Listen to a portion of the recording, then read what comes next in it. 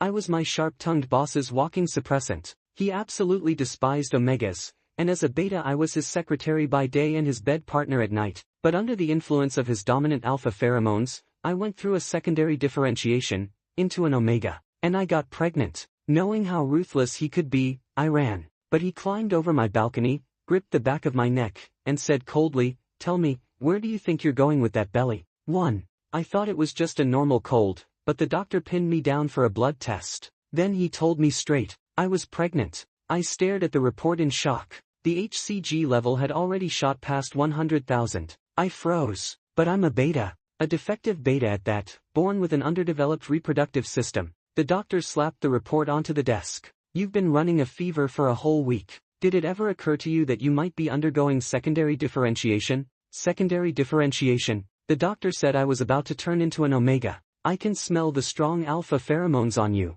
You have an alpha boyfriend, don't you?" Boyfriend wasn't really the right word. But yes, I did have a fixed arrangement. What about him? If a beta is repeatedly marked by a high-ranking alpha, there's a chance they'll redifferentiate into an omega. The doctor's eyes narrowed. "You too, do it pretty often, don't you?" My face turned red. Every time, Cody practically left me stuffed like a dumpling. And now that I'd become an omega, who could I even complain to? He loathed omegas with a passion. I let out a long sigh. It looked like our 3-year relationship had finally reached its end. The doctor handed me a box of painkillers and some suppressant patches. He urged me to tell my alpha about the pregnancy. Both the pregnant partner and the child needed pheromone soothing from the father. But me, how was I supposed to tell him? Cody and I had known each other since high school. After graduation, I joined his company. During my first company banquet as an intern, I stumbled upon him in his sensitivity period, when a heat-driven omega clung to him. As an employee, I tried to help him out of the situation, but he lost control and grabbed me, kissing me hard. The next morning, I woke up sore all over. He gave me a cold look and promoted me, out of nowhere, to his personal secretary. By day, I blocked omegas from approaching him. By night, I served as his outlet. Aside from my salary, he gave me an extra 100,000 yuan each month as a bonus. And I really needed the money. A father addicted to gambling, a mother sick in bed, a younger sister still in school, and a broken version of myself. I slowly placed my hand on my stomach. I knew the most logical choice was to get rid of the baby, hide my omega identity, and continue this arrangement with Cody. But the doctor warned me this child might be my only chance at having one. 2. The moment I left the hospital, Cody called. "Archie, where are you? Why didn't you come to work?" I asked for leave. Before I could finish, he cut me off sharply, his tone cold. "I don't care where you are. Get to my office. Now!" I shoved the medicine into my bag, grabbed a cab, and rushed straight to the company. The second I pushed open his office door, Cody yanked me inside and kissed me hard. With one hand behind me, I locked the office door. My breathing hitched. The entire room was thick with his alpha pheromones, so dense it felt like fog. It was the first time I had ever smelled them this strongly, and my knees immediately went weak. The faint ache in the back of my neck flared into a burning heat, and along with the sharp pine scent of his pheromones, a thread of lily-of-the-valley sweetness drifted up. It was coming from me. The doctor had said I was about to differentiate into an omega. Panic rushed through me. I covered the back of my neck, terrified Cody would catch the scent and throw me out on the spot. He loathed omegas, so much it was practically instinctive. Cody pressed me down against his desk, leaned in, and sniffed my neck. His hot breath spilled over my skin, and the gland under my skin throbbed violently. I tried to pull back. "Archie, you smell so good today." "Do I?"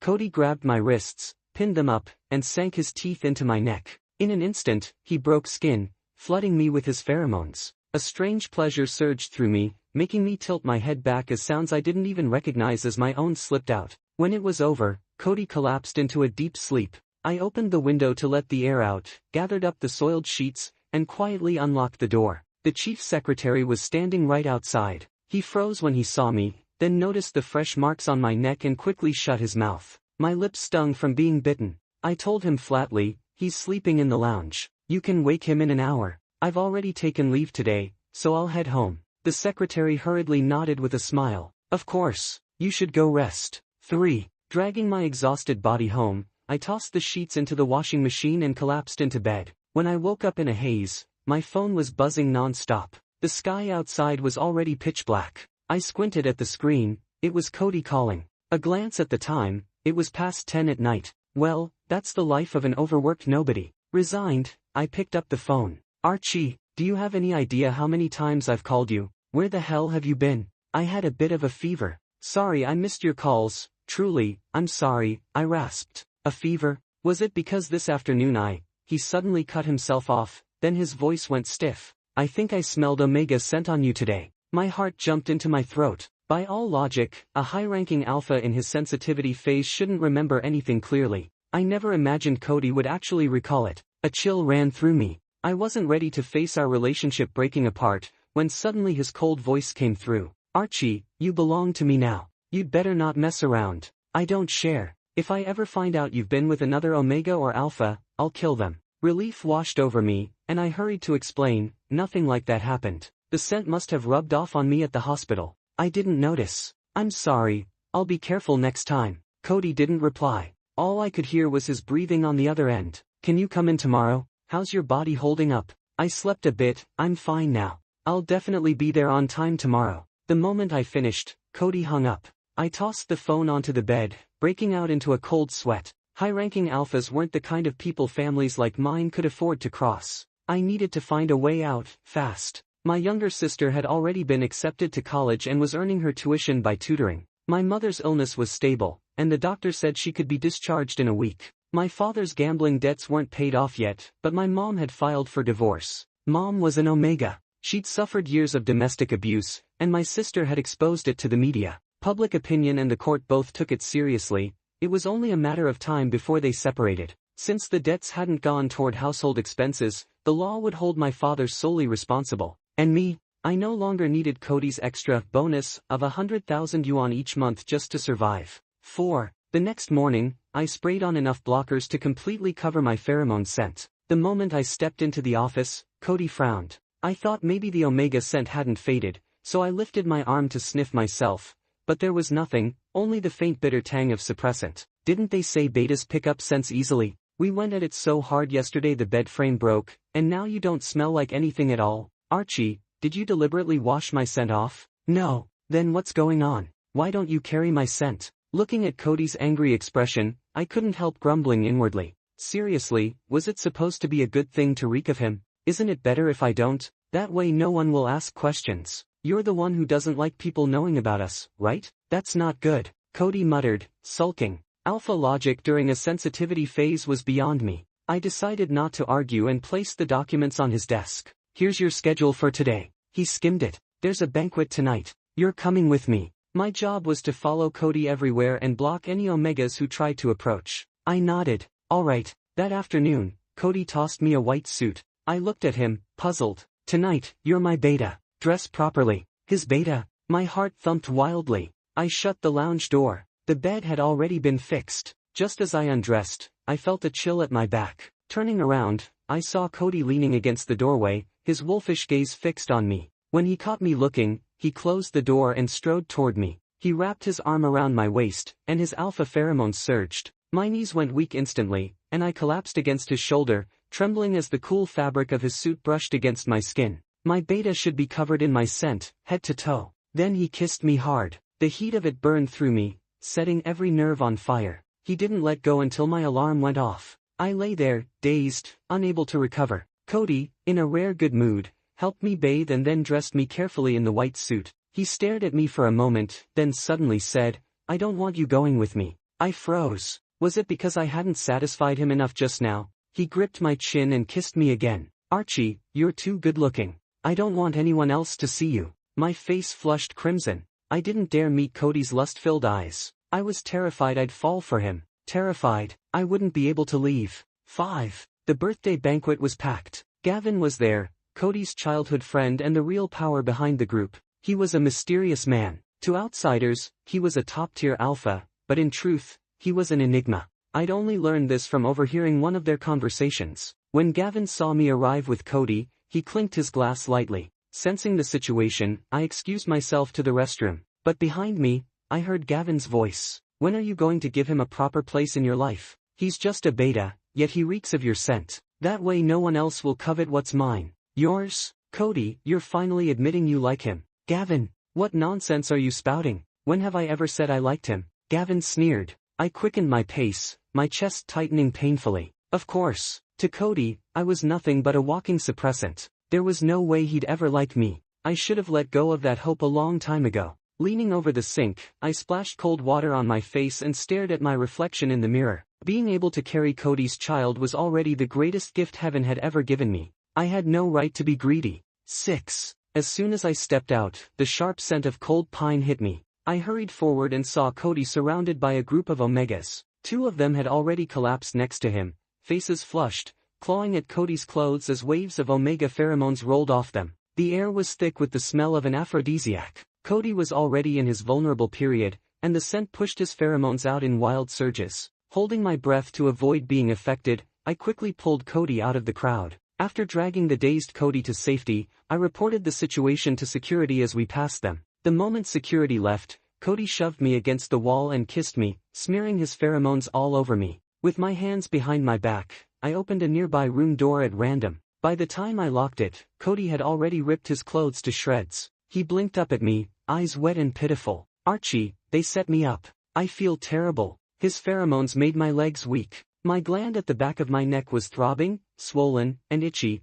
filling the room with a faint lily-of-the-valley scent. He leaned closer, his hot breath spilling over my neck, eyes crimson as his teeth sank into my gland. Then he trailed kisses down my neck, gripping my waist with a force like he was trying to fuse me into him. Fearing I might hurt myself or the child in my belly, I clung tightly to him. When Cody was finally done, I opened the window to air out the room, then collapsed onto the bed and fell into a deep sleep. 7. When I woke up again, daylight was streaming in. Cody was barefoot, stomping on the shredded remains of his clothes, barking into his phone, "Find out. I want to know who dared to send people to me." I pushed myself up, though I already had a suspect in mind. Cody's stepmother. She had always wanted him to obey his father and marry an Omega from a powerful family. I didn't know why he hated Omegas, only that he'd been at war with his father for years. Disgusting. Those awful Omegas. He snarled. The gland at the back of my neck still throbbed. The lily-of-the-valley scent on my body hadn't faded either. In Cody's eyes, were Omegas truly that unforgivable?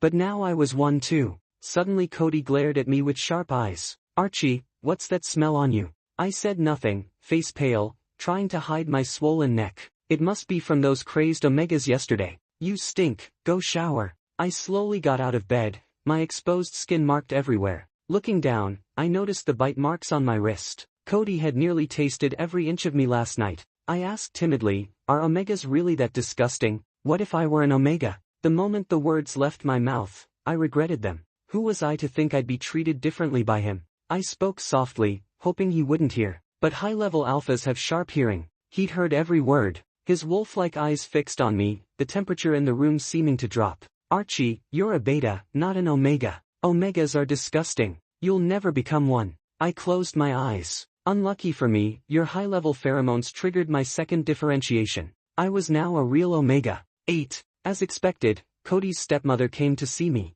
That flash of a figure from the other day, it really had been him. All those crazed Omegas had been his doing. He asked to meet at a high-end cafe near the company. The moment I sat down, he slid a check across the table. $5 million. To buy me out of Cody's life. Before I could speak, he pushed a photo over. It showed me buying Omega suppressants at a pharmacy. "That could have been for my mother," I said. "You know she's an Omega." "I don't know," he replied smoothly. The middle-aged male Omega before me was still strikingly beautiful, but his eyes were full of calculation. He smiled coldly. "If Cody finds out, he'll dig into every detail of your life. You won't come out of it as clean as you are now." My face went pale. If Cody investigated, he'd definitely discover my second differentiation, and my pregnancy. Lucky or unlucky, the man before me only knew I was an Omega. He didn't know I was pregnant. I took the check. That afternoon, I skipped work, deposited the money, and submitted my resignation. I blocked and deleted all of Cody's contact info in one go. I even left my last month's salary behind. That same afternoon, I packed my things and left. I caught the high-speed train back to my hometown with my mother, who had just been discharged from the hospital. 9. After my mom came home, my dad knelt on the floor, slapping himself over and over, begging her for forgiveness. My younger sister stood at the doorway, holding a kitchen knife, ready to strike if he came a step closer. I sat in my room, coldly watching him as he turned to me and pleaded, "Archie, talk to your mom, ask her to let me in. We can be a family again. Don't you remember how good I used to be to you?" I clenched my fists and spat out a single word, "Get out." That night, lying in bed, I tossed and turned, unable to sleep. He had been good once, but in my dreams now, there was only the stench of blood. After his gambling losses, he'd beat and scold me, drag my sick mother out of her hospital room, steal every penny of the surgery money I'd saved from my part-time jobs, and finally sell off my alpha sister. The day he sold her, I'd bitten his arm hard.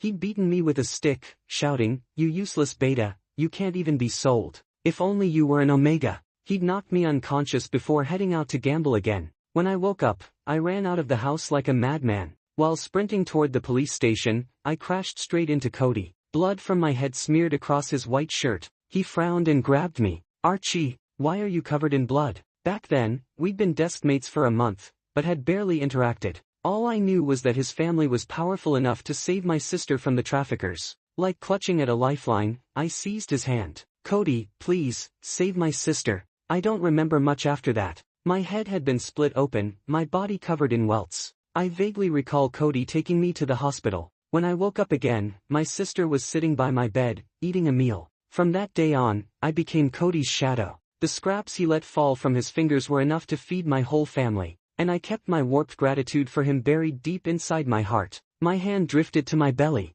"Cody, consider this child my reward for all those years at your side." 10. My parents' divorce case was messy, but I remembered someone from my class who'd gone into law. I'd even met him once with Cody. After some effort, I got his contact information and arranged a meeting. The next day, I took the high-speed train to see him. What I didn't expect was the familiar figure standing beside him. Cody. In that instant, all I wanted to do was run. But the case files in my hand burned like hot coals. My mom had already wasted half her life on that man, and if I showed up at all, Cody would inevitably trace my movements. There was no escaping anymore. I forced myself to stay calm and handed over the evidence of domestic abuse and gambling to the lawyer across from me. My request was simple: grant the divorce, and let the man who gambled shoulder his own debts. After we worked out the legal strategy, I dragged my tired body to the hotel. But just as I swiped my card at the door, someone grabbed my waist and pushed me inside. He pinned me against the door. The room card hadn't been inserted, so only the streetlights outside lit the room.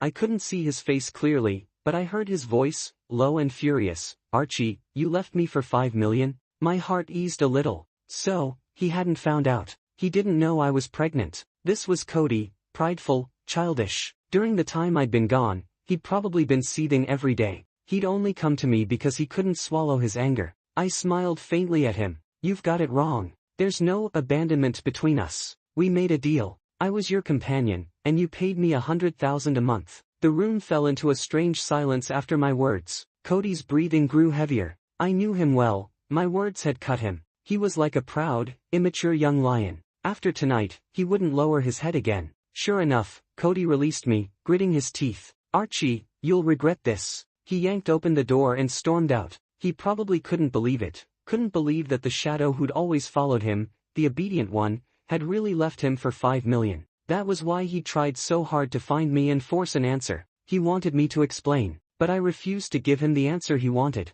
I knew Cody. This time, our connection was truly over. I numbly inserted the room card, stripped off my clothes mechanically, and curled up on the bed like a cocoon. My hands tightened protectively over my stomach. This was the best choice. Cody wouldn't come after me anymore. I'd cut ties with the father, but kept the child. This was the best outcome. 11. After a night's sleep, I took the high-speed train home. I hadn't expected the divorce case to drag on for 6 months. It wasn't until right before New Year's that a court date was finally set. On New Year's Eve, I wore a thick gray wool coat to hide my now obvious belly and sat at the table for our holiday dinner. My younger sister burst in with a sparkler in her hand. "Big brother, there's a luxury car downstairs. Is it your boss, Cody?" "Impossible." I shook my head. There was no way he'd come. My sister pulled me out to the balcony to watch the fireworks. As the sky lit up with explosions of color, my gaze drifted down to the street. Cody was standing beside the car, his eyes locked firmly on me. My chest tightened. I clutched my coat tighter around myself. Then I saw Cody lift several bags from the trunk and head toward our building. In my eyes, that action was as shocking as a comet striking Earth. I turned to go back inside just as my mom opened the door. Cody stood there, smiling with an air of harmless charm. "Auntie, I'm Archie's colleague. I came to wish you a happy new year. I remember you. You're Cody, Archie's high school classmate, right? Come in," my mom said warmly. As she turned to get things ready and Cody sat down, I leaned close to him and whispered, "What are you doing here?" I tugged at my coat again, terrified he'd notice something, and hissed, "Leave, now." He ignored me, calmly picking up chopsticks to eat. My mom was delighted, filling his glass with wine. "It's snowing outside. You can stay here tonight. There's a spare room. I'll set it up for you." "No, Mom, he's leaving soon," I said quickly. My mom frowned at me. "Cody helped Archie so much, and you're trying to throw him out on New Year's Eve? Heaven will punish you for that." I said nothing.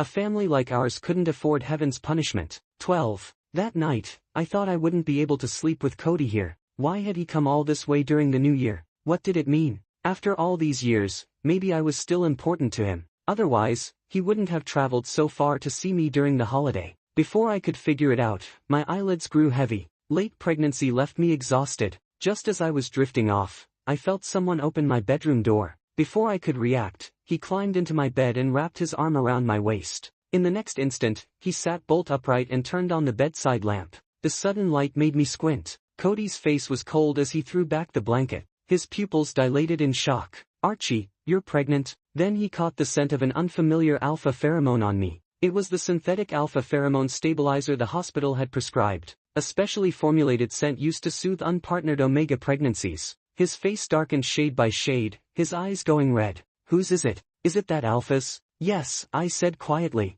Cody's eyes grew even redder, like he might cry at any second. He punched the bed in frustration, then left my room almost clumsily. The cold pine scent of his pheromones lingered in the air. I lay limp on the bed, listening to the front door slam shut. My mom came out, rubbing her eyes. "What happened? Did Cody leave?" "Yeah," I mumbled under the blanket. "He had family business to take care of." "That's true. It's not right for him to stay over during New Year anyway. But it's so late, and the snow's heavy. I hope he's okay on the road. He's a high-level alpha, Mom. He'll be fine. Don't worry. Just go back to sleep. I'm exhausted." My mom sighed softly and closed my bedroom door. 13. I peeked out from under the blanket, staring at the ceiling in a daze. Cody's scent still lingered on the covers. I hugged the blanket close to my chest. High school had been bleak and lonely. Cody was the only light. To cover my mom's medical bills and my sister's tuition, I worked multiple jobs every day after school. One afternoon, while mopping the basketball court,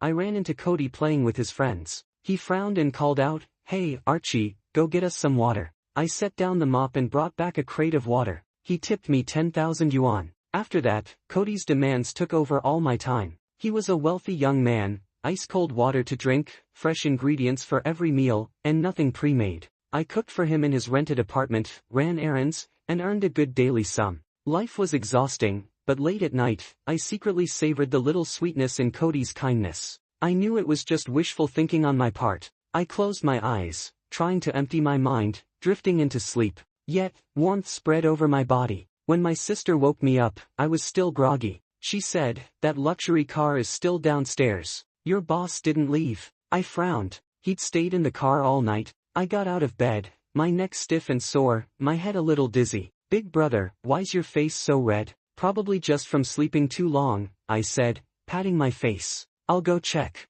I bundled up in a thick coat and stepped outside, standing beside Cody's car. Snow had already covered the roof. I tapped on the window. Cody got out, frowning, then took off his coat and draped it over my shoulders. "Why are you out here, wearing such thin clothes?" My chest warmed. I asked, "Why didn't you leave?" He paused, then growled, "I want to see which alpha got you pregnant and didn't take responsibility, leaving you alone here during New Year's." A warm current spread through my body. The glands at the back of my neck tingled and burned. Cody, he really cared about me. "You." Dizziness swept over me. "Archie." The last thing I remembered was Cody's anxious face. 14. I woke to the sound of my doctor scolding someone. "Are you his alpha? Don't you know a pregnant omega needs pheromone care? You've been absent. What's more important, work, or your spouse and child?" I quickly said, "He's not." The doctor thought I was upset and snapped at Cody, "Go and take care of your spouse. He's had a hard pregnancy." After the doctor left, Cody's eyes were red. "Archie, is this how he treated you? Who is it? Is that why you left me?" "It has nothing to do with you, Cody. Go," I said coldly. Cody fell silent, a powder keg ready to explode. His fur-scented pheromones leaked into the room. Lacking alpha pheromones during pregnancy had made me suffer. My body longed desperately for his scent, but I knew indulgence was over. "Cody, we're done. Go out, I said. He left, and I exhaled in relief, unaware my mom had stopped him outside. Auntie knows you're a good kid, my mom said, but even if you've argued with Archie, you can't just leave him alone. You don't know how hard it's been for him, pregnant like this. Cody's pupils trembled. He pushed open my hospital door again and sat by my bed. Archie, if your alpha won't care for you, I can be your child's father. You like me? I asked. Cody didn't answer. My heart skipped a beat. I forced a small smile and said, Cody, I'm not a beta. I'm an omega. Your least favorite kind of omega. 15. Cody groaned. I didn't expect him to come again. After the new year, the divorce case finally went through. My mom firmly separated from that man. Everything was moving in the right direction. Late at night, as I packed my hospital bag for delivery, I heard movement at the balcony window. Someone had climbed in. I gripped the glass on the nightstand, but when I saw his face, I relaxed. Cody, eyes red, approached. I frowned. Why are you here? You're carrying my child, Archie. Don't I even get the right to know? My chest sank, and I instinctively tried to run. He caught the back of my neck. Where do you think you're going with that belly? The warm pad of his hand pressed against my glands, and my legs went weak instantly. The room filled with the scent of a high-level alpha, soothing pheromones. Archie, don't be afraid. I'm not here to scold you. I'm here to be the father of your child, he said. Before I could respond, a bright spotlight illuminated the balcony. Bang! A large rock smashed against the window. Archie, get down. Cody pulled me behind him. If you don't get down, I'll hurt your mom. I pushed him aside, rushing onto the balcony, and saw my father, flanked by a group of debt collectors, holding my mom. Drake, don't! I shouted. I tried to run down, but Cody grabbed my wrist. I'll handle this. You stay here. No, I have to go. Archie, don't be afraid. I'm a high-level alpha. They're no match for me, Cody said. Then he leapt from the balcony. I ran up to the balcony. The streetlights were dim. I couldn't see clearly. My mom broke free from the group. The debt collectors scattered. Cody's cold pine pheromones suppressed them. My father lay moaning on the ground. I exhaled, but my legs felt warm, and I felt water trickle down. My sister came running, wide-eyed. Big brother, your water broke. Go to the hospital. She grabbed my hospital bag and helped me downstairs. Mom was filthy, but when she saw my wet pants, she stayed calm. Archie, don't worry. It's okay. We'll get to the hospital immediately. I got in the car. Cody's eyes were wide, and he helped me to the back seat, continuously releasing soothing alpha pheromones the whole way. 16. I was rushed straight into the delivery room. Being in preterm labor and frightened, Cody was held back inside, releasing his alpha calming pheromones. This child was born with difficulty. I was sweating cold sweat from the pain, and it was only thanks to Cody's pheromones that I didn't collapse. When I finally heard the baby's loud cries, tears streamed down my face. Cody handed the child to me and then collapsed himself. His dark coat touched the white tile floor, smearing blood across it. I stared at him in shock. Someone's fainted. A group of nurses surrounded him. The patient's been stabbed in the back. Prepare for emergency surgery. The baby cried in my arms. I looked at Cody lying on the floor. Had he lost his mind? He'd been stabbed and was still releasing so much pheromone. Did he not care if he survived? I waited outside his surgery room. The baby, born a few days early, was healthy and taken by my sister for a checkup. Mom pushed my wheelchair and sighed behind me. Archie, I don't know what happened between you two, but I see Cody is a good man. We should give him a chance, don't you think? I stared at the words on the surgery monitor and nodded. If he survived, I'd give him a chance. And give myself a chance too. 17. Cody didn't die. He told me why he'd hated omegas. He was born to a low-quality alpha. His father deceived that alpha, and his father's possessiveness and obsession were extreme. Because his alpha mother once said something to another omega, he destroyed that alpha's glands. But in the end, the one who actually crossed the line was Cody, with another omega, his perfect match. His mother couldn't handle it and chose to end her life. So Cody developed a physiological aversion to omegas. He hated losing control to pheromones. He held my hand. I liked you, even when you were a beta. But I never truly understood my own heart. You're an omega because of me. Let me take responsibility. Let me care for you for life. Cody was arrogant, sharp-tongued, and childish. But he was also my light. And I embraced that light without hesitation. Cody's extra chapter. Gavin warned me that if I didn't give Archie a proper place in my life, he would leave. I didn't believe it. Archie had followed me for so many years. He wouldn't leave me. But I hadn't expected him to be bought off by my stepmother with 5 million yuan. By the time I realized, he was gone, every contact blocked. I drank angrily at the bar. Gavin mocked me, calling me a super foolish dog. Thinking of how obedient Archie had been in the past, how dare he? I couldn't let it go. I heard he was searching for lawyers to handle a divorce case, so I contacted that classmate and went to see him. I wanted him to explain himself. I would forgive him, let him stay as my secretary, maintain our prior arrangement. But he said we were just in a transaction. 10 years of feelings, what did that mean? I slammed the door in anger, angry that Archie had no heart. I buried myself in work to numb the pain. Yet, day after day, I thought of Archie more. I missed everything about him, how he brewed tea, cooked, made the bed, even the way he prepared a presentation. Gavin said I liked him. I admitted it, but why hadn't Archie come back? Why hadn't he regretted leaving? Did he really not want me anymore? I was furious, but I never lowered my head. I endured, using suppressants to get through each sensitive period. Yet, he haunted my dreams. During New Year's, the villa was empty except for me. I thought of Archie again. If he were here, he'd make a huge feast. Since high school, he had always been the first to send a New Year's greeting. Driven by impulse, I bought a car full of gifts and drove hundreds of kilometers to Archie's hometown on New Year's Eve. The moment I saw him, I wanted to hold him to my very flesh and bones. But he didn't seem to welcome me. I was upset. Late at night, I climbed onto his bed. As I wrapped my arms around his waist, I realized, he was pregnant. My ears rang. He was carrying another alpha's child. I was furious. Which alpha dared to bully Archie like this? I sat in the car, pounding the steering wheel, gasping in distress. I wanted to punish the alpha who had taken Archie's heart. I spent the night stewing in jealousy, furious at the irresponsible alpha who had treated him so poorly. Archie had even fainted. The attending doctor scolded me. I would have preferred to truly be the father. Any scolding was fine. But Archie said I wasn't. I left the place dejected. Archie's mother had even assumed I was the child's father. Clearly, that alpha was not only irresponsible, he hadn't even shown his face. Fine, then I would be the father. But Archie told me he was an omega. I felt nauseated, yet I couldn't control myself. I had no idea when he had been deceiving me. My emotions were in turmoil. I returned home in a daze, only to run into Gavin. He said, "Cody, are you stupid? Don't you know you can investigate? As far as I know, a high-level alpha can turn a beta into an omega." I found the hospital where Archie had been treated. He had already become pregnant while staying with me, undergoing a second shift into omega. And there was that lily of the valley scent.